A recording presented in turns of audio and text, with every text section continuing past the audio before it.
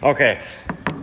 Well, first of all, in all seriousness, welcome and thank you very much for coming to this panel where you get to hear me talk a lot about making comics and the art of making comics and stories, really specifically.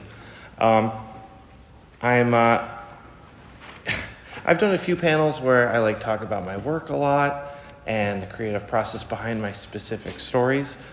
And people ask me questions that make me look quite good, which is great.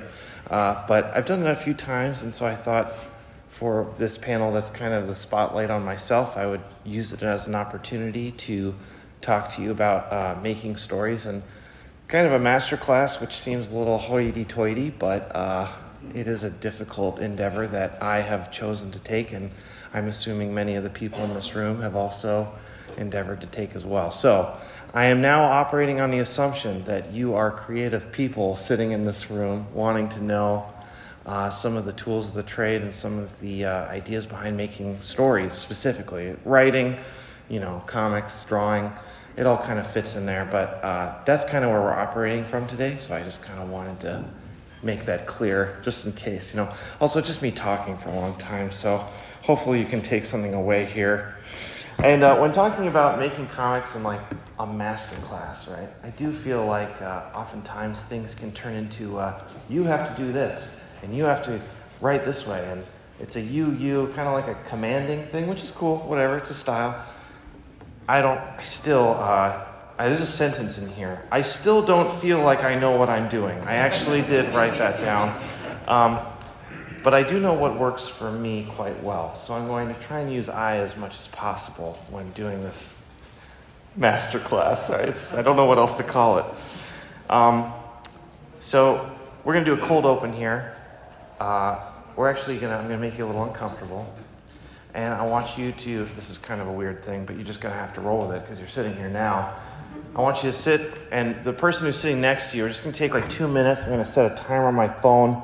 Just want to tell them why you're here, introduce yourself, tell them your name, what kind of comics you're into, why you're here. If you do make comics, I know, sorry, you have to now talk to strangers. 3, 2, 1. It'll be over soon, I promise. Go ahead. I am actually really impressed. You guys dove into that.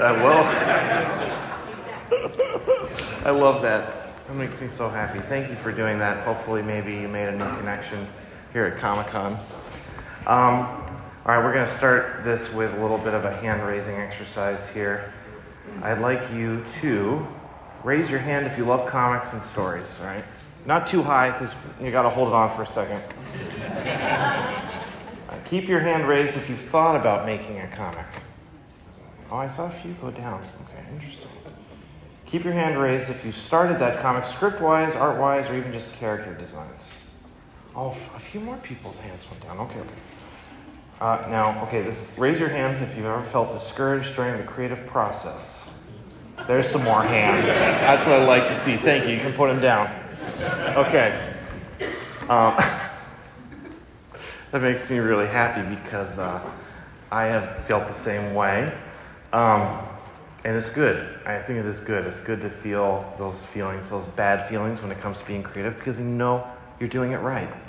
I'm so sorry. I am going to talk about golf really quickly. If there's one thing that I do love that I am terrible at, it is playing golf. There's nothing quite like golfing in front of strangers and topping the ball 10 feet in front of you on a par 5, which is about 600 yards. And everyone just they're not making fun of me, they're just kind of looking at their feet, You all remember that middle school hot shame that wells up behind your eyes? Yes, I felt that as a 37-year-old man just 1 year ago. And the reality is golf is a very difficult game.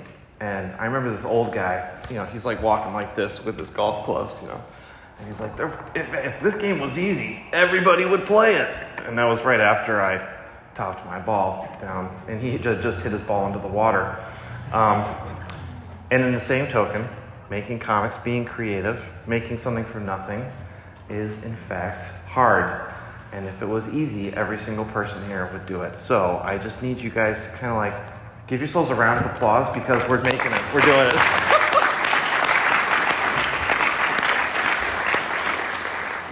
But I think there's a specific reason why making comics is so hard, for me specifically.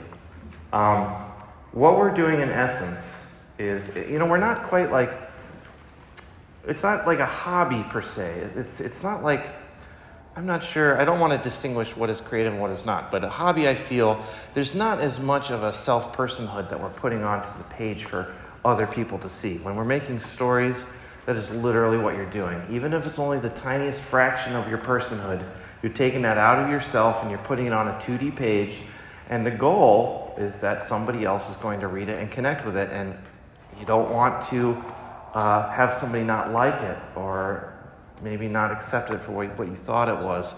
That's a scary thing, and I think that's the main reason why making comics is so hard, is that fear of starting, the fear of failure, which is very universal, honestly. So now that the cold open is over, my name is Daniel Warren Johnson. I have failed many times at many things, including making comics. I feel like I've stumbled through my career in a lot of ways and just tried to do my best, and multiple times. I can't tell you how many iterations of Extremity that are now in the garbage, or Space Mullet, or Murder Falcon. There's so many unused Google Docs that are sitting right here in my phone that have never quite made it to the printed page. So it has been a long journey, and I have learned a few things, so I'm trying to kind of use this as a time to kind of give you some tools and some resources to maybe getting through that hard process yourselves. So I was a teacher before my comic days. I was a middle school art teacher, and when you're a teacher, you have to have this thing called a lesson plan. It's like an actual thing that you have to write up. It's literally like all the things you're going to teach and all the things you need so that the principal can be like, they're doing their job right.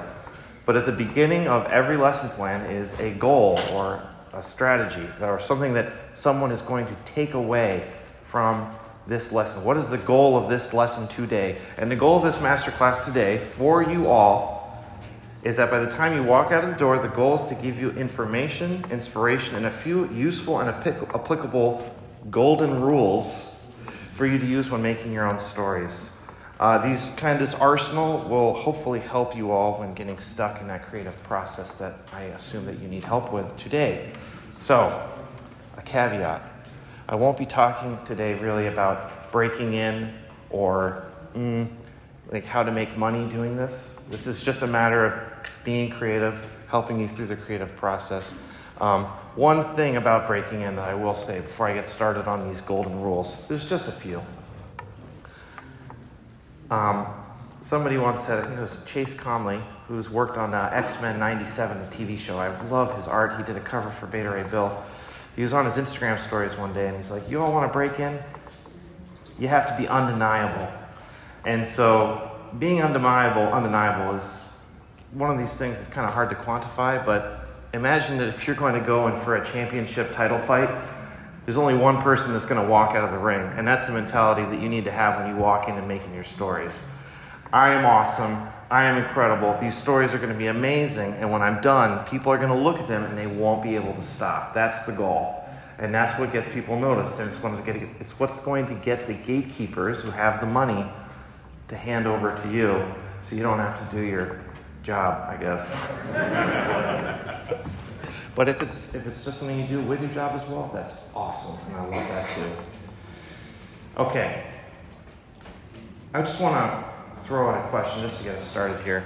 Oh, look at that, 11:19. We're great, and I was 5 minutes late, so awesome. Just a quick shout out, so just a little question to you all. Just really quickly, pepper it out. Why do you make stories? Like, just, throw it back at me. It's fun. It's fun? Because I can't not do it. Oh, I love that. Because your Transformers comics inspire me a lot to make my own Transformers comics. That's amazing. Challenge. Pink headband. It's cathartic. Cathartic. Okay, a few more. I'm constantly thinking. Constantly thinking, getting it out on the page. Inspiration. Inspiration. Okay. Can't help it. Can't help it. One more.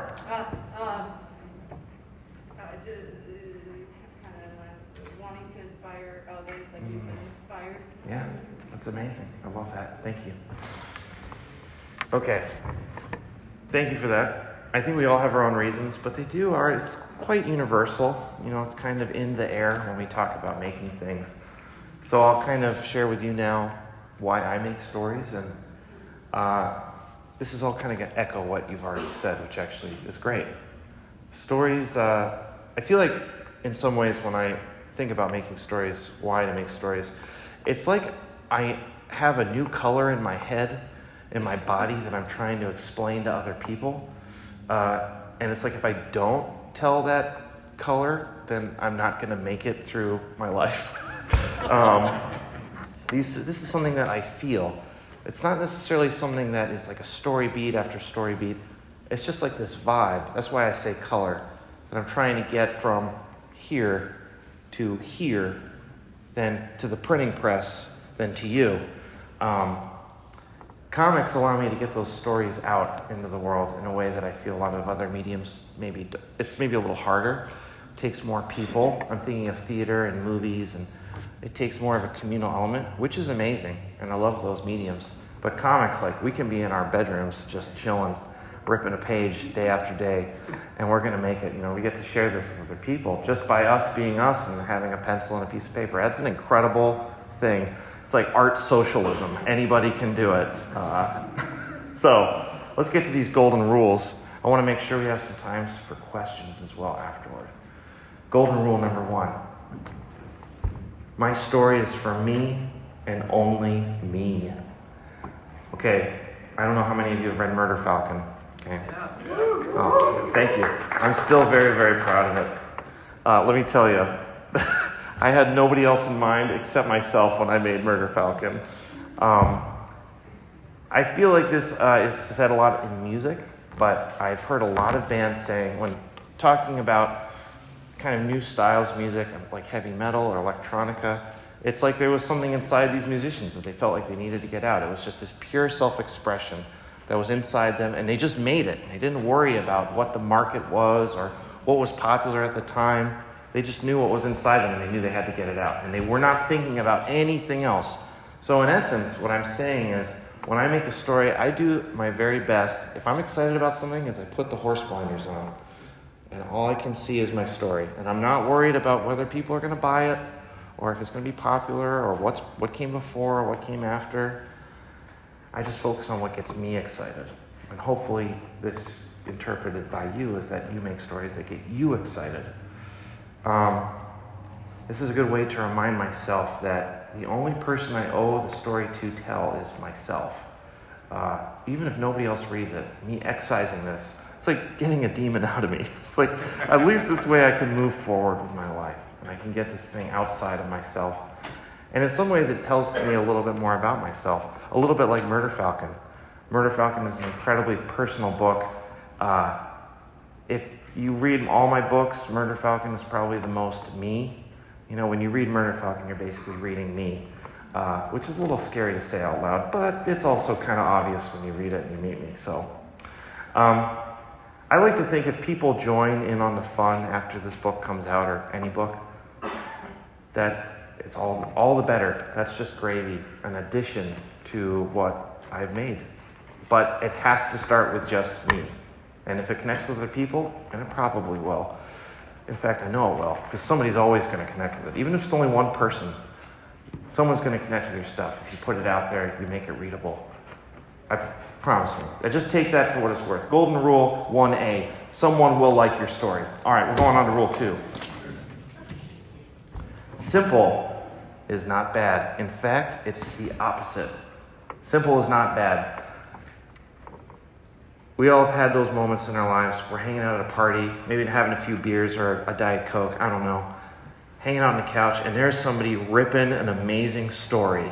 We've all been there, and it's got the whole room enraptured, and there's this incredible finish to the story. We've all been there, right? College, high school, whatever.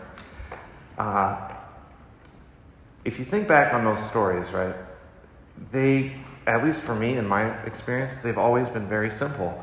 The details have not been super crazy. There's not too many characters. But every single person in that room is like, I have to hear the end of this story, right? So it's not really about the details, and it's not about how complicated things are, or some special story development or arc, or some cool technology that needs to be explained. It's about the delivery. And who is in charge of the delivery of a story? That is you, my friends.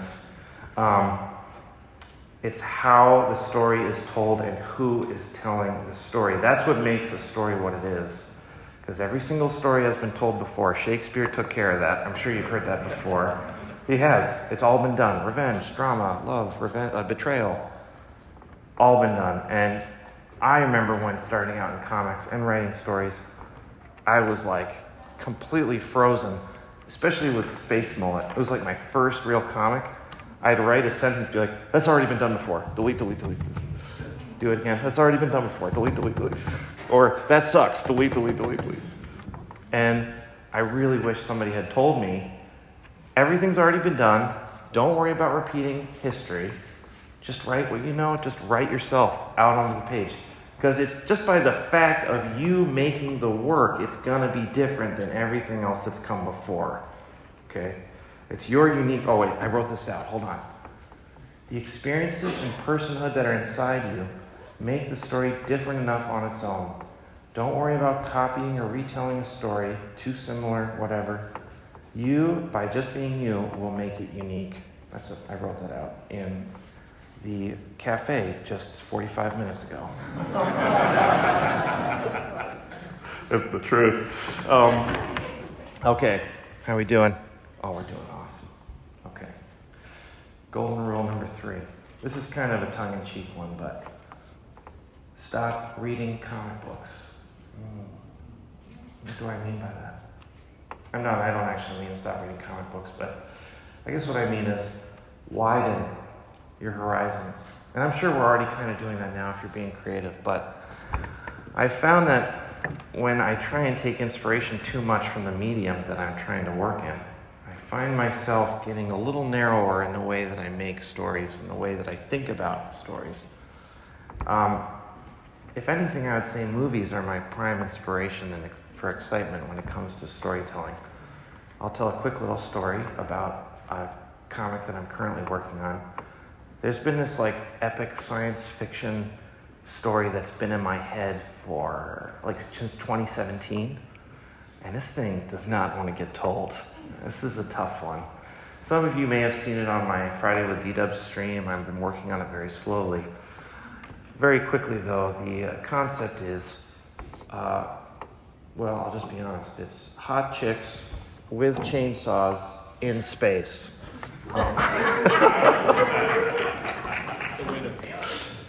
Don't worry, there's a lot of, it goes deeper than that, but there's a lot of character development. I hope that if you've read my stories, you know I can deliver, but I've been working on this thing since 2017. I didn't even know that there were going to be chainsaws in it until 2019. I just remember watching Warhammer stuff and being I kind of want to make something like that. And there's this feeling I have ever since I had my first child of how fast time goes.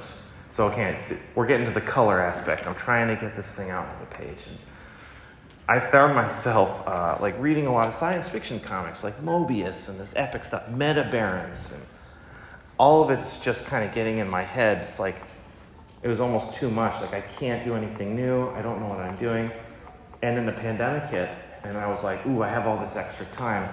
I should work harder. That'll make it better. That's not how it worked. I worked on it for about 6 months during the peak of the pandemic. We're talking May to however 6 months away from May is into 2020. It was a dark time. I was drawing Beta Ray Bill during that time, and that was my one escape from reality, which was actually quite special. But I had to shelve this story for almost all of 2020 and 2021. I just couldn't work on it. I didn't want to get written. It felt like a death. And it wasn't until I walked into the movie theater in 2021 and saw Dune 1. And it changed my life. Is it Denis? Is that how I say his name? Denis? You're probably never going to hear this, but thank you so much for saving my life. There have been times where I've been listening to stories on the radio, movies that have absolutely nothing to do with any sort of genre fiction. I'm thinking of Lady Bird right now, but there's a lot of things that have gotten me excited. Ooh, the new Little Women, that was huge for me too. That have gotten me excited about telling stories again. I'm talking about novels, I'm talking about like newspaper articles, having a conversation with a friend or a stranger. These things that are outside of comics, I guess I'm talking about your whole life. I'm not saying don't read comics, but I am saying if comics are over here, it's like this one little chunk, and there's all this 360 view that helps us be creative people. And I would encourage you to find other avenues of inspiration than just the medium that we love, because this is kind of the medium that we speak through, but we don't have to have it all breathe in. So we're breathing out comics, but what we breathe in can be so much more than the medium that we breathe out with. So, does that make sense? Yeah, okay. Another quick example. Do a power bomb. When I was growing up, you probably all know this because I've said it multiple times, I was very sheltered. I was not allowed to watch pro wrestling. The 316 t-shirt, remember that was very famous in the early 2000s, late 90s. I thought it was John 3:16, for God so loved the world. And I remember asking a friend in second grade, hey man, you're into like the Bible too? And he's like, no man, I'm into stunners. Just goes to show how much of a blind spot pro wrestling was in my growing up years. And it wasn't until I had my first daughter that I found myself falling in love with Japanese pro wrestling. Very nerdy and very awesome. I see some claps back there. I see you. And I didn't know much about pro wrestling until like 2017, 2018, but this is something that I absolutely fell in love with. And I was like, what if I made a pro wrestling comic? And it felt like I almost was like, I had a bit of imposter syndrome. It's like, well, I haven't been a fan since I was a little kid. But again, I make stories for me and no one else. And pro wrestling was that story. So that's kind of how Do a Powerbomb was born. And I think it could be the same, not pro wrestling, but something like that could be the same for you. I mean, I cannot wait for a sewing comic to happen. I'm not even kidding. I am going to make a golf comic. Has anybody seen a golf ball get hit by a driver in slow motion? Happy Gilmore. Nobody. Well, Happy Gilmore, but an actual YouTube video of a ball squishing when it gets hit by a golf club. I know you're all like, oh my God, I can't believe you're telling me this. You imagine that golf ball. It squeezes it. Here's the golf ball. It squeezes like this much. But when you're a comic book artist, it squeezes this much. Just you wait. It's coming. Golden rule number 4. Kill your darlings. Now, when we think of kill your darlings, there's this kind of, what is traditionally known as killing your darlings is if you have a full story and something's not working, you need to kill the plot beats or the characters in your stories that are not making it work to its fullest potential. I'm not actually talking about that, because what I thought killing your darlings meant for a very long time was taking the stories that you love so much in your head that you haven't made yet and putting them onto the paper, so you're killing them. Does it make sense? And by what I mean by that is, when I made Murder Falcon, right, I put it onto the page, I finished it, I drew the last page of the issue, I wrote my name with a little N, hand-lettered N, and it died. It was gone. It's like, it was a death. It's very sad, actually, to say this out loud, but it is true. There's a birthing process when you have a creative start to something. Anything. A fan comic, Murder Falcon, slice of life, whatever, right? And when you finish that last page, it's gone. It's not yours anymore. And I don't draw Murder Falcon for fun anymore. How sad is that? But it's a natural thing. It kind of mimics life a little bit. We all know where we're going at the end, right? And when the story comes to its final place on that final page, it's left your body, you've released it, and it's gone now. So that's what I mean by killing your darlings. I know all of you have some amazing story idea in your head. You've got perfectly in your cage of your mind, right? And nobody can touch it, and if you'd ever put it out into the paper, it can always be perfect. But nothing's ever going to be perfect. And it can't be special if it can't be shared with anybody. So that's what I mean by killing your darlings. there have been stories that I don't want to ruin. I'm thinking this was like Space Mullet. I was scared to start Space Mullet because I didn't want it to be bad. And Space Mullet is not bad, but it is humble. And again, if I never shared it, I couldn't have met you all today. So it's an amazing thing, but it is a sad thing. But it is a real thing. And now we're going to Golden Rule 5, which ties into Golden Rule 4. Finished is better than perfect. So when you have this idea, we've heard this a lot from many artists, and it's very true. You have this amazing idea in your head. It's in the perfect cage. Nobody can touch it. And if I keep it here, it'll be okay. We're not thinking these things out loud, but it's more subliminal, but they are true. If I take that out of its cage and I put it onto the page, it's not going to be perfect. But it is going to be shareable, and it is going to be done. And that is what's special. And that's what gets it out there. Not until it's finished. But you can do it. That's Golden Rule 5. Okay, we're almost done here. We're going to have some questions in a little bit. We only have 7 rules total. They're not like 100. Oh, let's see. Oh, okay. Great. Golden Rule 6. Throw your phone in the dumpster.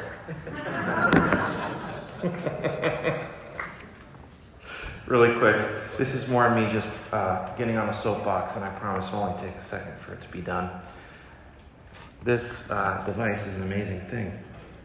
It brings me cheeseburgers to my house when I'm watching the NBA. But it has also been specifically designed to keep us right here, baby. And being creative with a device like this next to us, I find for myself is nearly impossible. When I write, it's so funny, I still love physical media. It makes me very happy.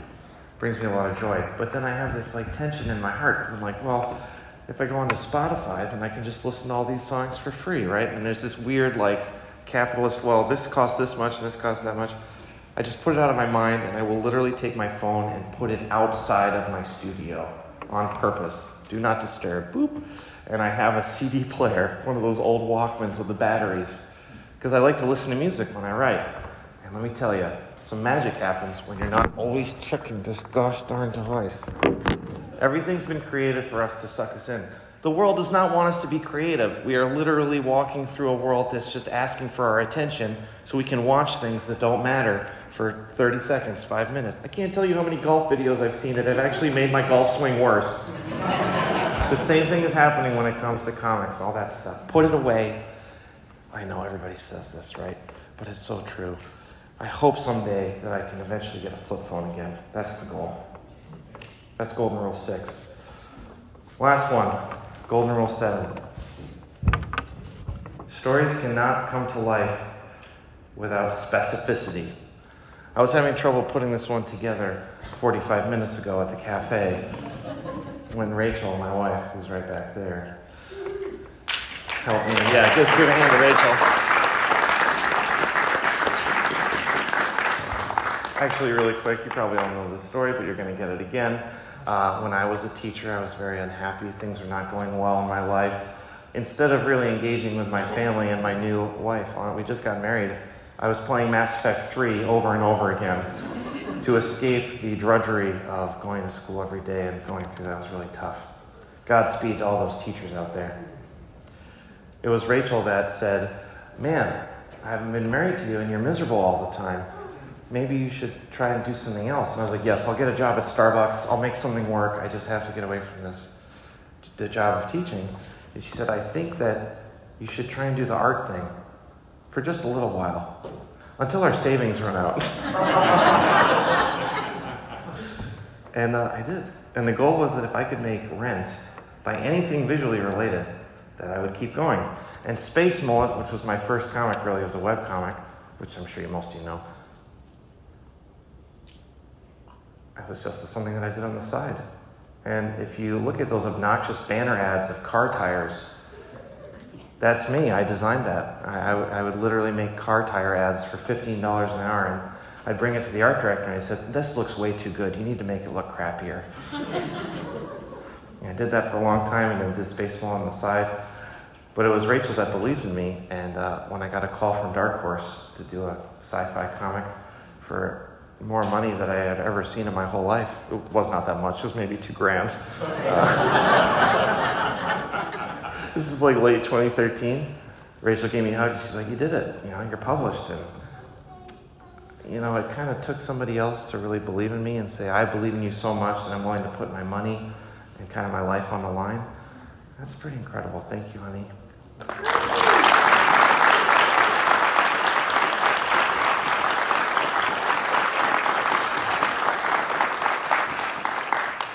Yeah. So, thank you, Rachel, for stories can't come to life without specificity. Do you know, I'm sure you've read a book or you've watched a movie or a comic book, where there's been a scene and you're like, oh my God, that happened to me. Like almost word for word. I mean, that's happened, right? I'm not alone here. I'm getting some nods. Yeah. So sometimes I find myself thinking like, I get helicopter brain, right? I'm like, I can't get too specific with things. Because if I get too specific things, then it will like shut people out of the story. And what I've actually found is that if I enter into a helicopter mind when I create my stories, people will get into that helicopter with me, and they're just looking at things from really far away, and nothing's really that special. And I found that if I get into my stories, really into the nitty-gritty, and really get specific, that's when people connect with stories. I'll go back to Murder Falcon again. I can't tell you how many people have talked to me about their health because of what happens in Murder Falcon. I was kind of scared to go that deep, talking about cancer and those kinds of things. It's kind of messy and it's just a terrible thing. But if you're brave enough, I think that bravery gets returned to you. People connect with specificity. And honestly, it's the specificity that I think brings us together and makes this kind of like weird electrical community that is comics and storytelling.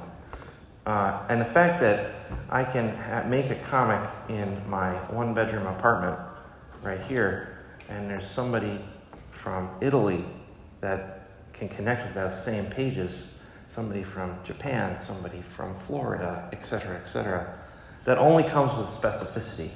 And it only comes from, putting your heart on the page. Putting my own life into my own stories makes it special. I'll use a quick example, which I've talked about before, so I apologize if I'm repeating myself, but Extremity for the longest time was a revenge story where the character decides to stop their revenge quest halfway through the book. And I was like, it felt kind of cheap. It felt like John Wick, but if John Wick just puts his guns away and be like, just kidding. And you can feel that, it's like, again, with the color. Something isn't right. So the way I'm trying to tell the story, it's not coming out the way it should. And I found that what I was doing is I was like getting into the helicopter again and going way too high and playing it safe. And it wasn't until that I jumped out of the helicopter and had this mentality of like, what would send me on a revenge quest? How do I insert myself into the story? And what is most important to me? And that was my drawing hand. It's like, what if somebody took my drawing hand? Bad news. And so it was then that I turned Thea into an artist, the main character of Extremity. That's why she's lost a limb. And it wasn't until that I put my own fears and my own kind of story into Extremity that actually it worked. And it was like, oh wow. Like by me, like actually putting myself into these pages, that's what makes the story click. It's almost like you need to have like an IV that goes directly to the page. It's a very kind of silly visual way to put it, but that's the best way that I can think of it. I had a lot of health problems when I was working on Extremity, and that led to working on Murder Falcon. Again, the IV directly into the page. And with this new science fiction comic talking about the passage of time, I'm watching my kids get older, I'm watching my gray hairs get grayer on my parents, I'm watching the gray hairs begin on myself, the IV directly to the page. This is not something that is easy, and I don't tell you this lightly, because you're going to take this, you're going to distill it down in your own way. I don't want you to think like you have to do this, but man, it makes for great stories. the braver you are, I feel like the better the stories are. I don't know if that's for sure. Don't quote me on that. But I found it to be true with my own journey. Okay. It's 11:45. Hold on. Let's see. Doing this is hard. There's so many distractions. Climbing. That's all.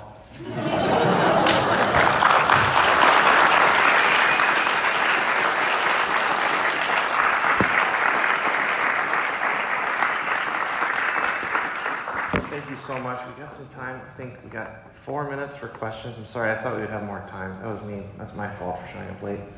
We're going to pop them off as quick as we can. Just shout them out with the hat right there.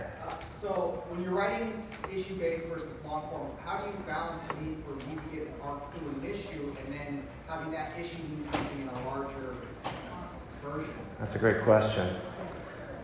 I try and start with themes. Okay, now we're getting into nitty-gritty inside baseball, baby. Okay, you start with themes. What do you want to say? What is the main thing you want to get across for the whole arc? And then from there, think of each issue as a puzzle piece, or rather a building block, but that fit together intricately, if that makes sense. So each issue has its own personality, and when you put that puzzle together as a whole, that's when what we're talking about, clicks. Does that make sense? Okay, that's the best way I can answer it. I wish I had more time to go into it more, but that's the best way I can answer it quickly. Yeah. How did you learn like the actual craft of storytelling, and more specifically with comics? Because it's different, like storytelling for like novels, Yep. to like screenwriting, to like comics. That is a great question. I would say I have no idea.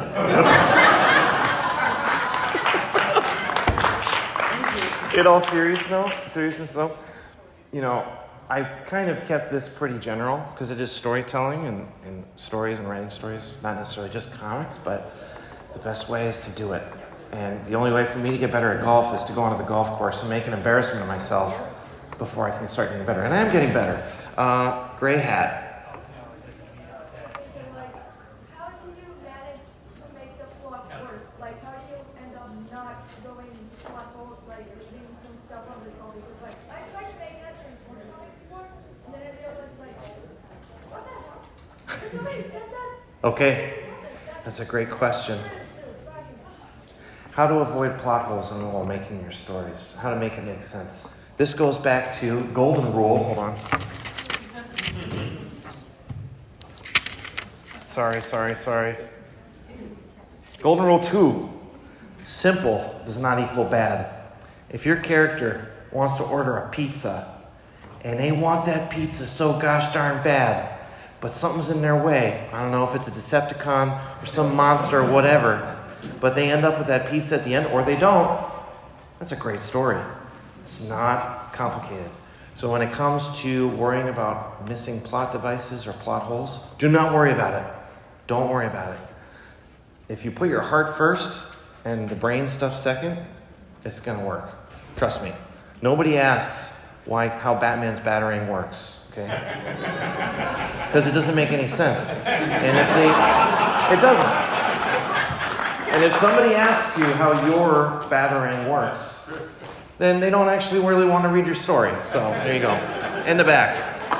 How do you decide to tell a story linearly or having flashbacks or lots of disjointed things going on at the same time? Great question. Again, golden rule number 2. Simple is not bad. If you're ever worried about it, go linear. Easy. 1, 2, 3, 4, 5. Write it linear. 1, 2, 3, 4, 5. And then all of a sudden, oh my God, number 4 should be where number 1 is. Write it linearly first, keep it simple, and note that complex part of moving things around, that'll come later. In the back, reindeer. This is the last one. Sorry, reindeer, I'm sorry. Go ahead. When you get stuck on a story, how do you know it's time to put it away for a little bit and work on something else? If I feel like crying when I'm making it, it's time to put it away. Thank you, everyone.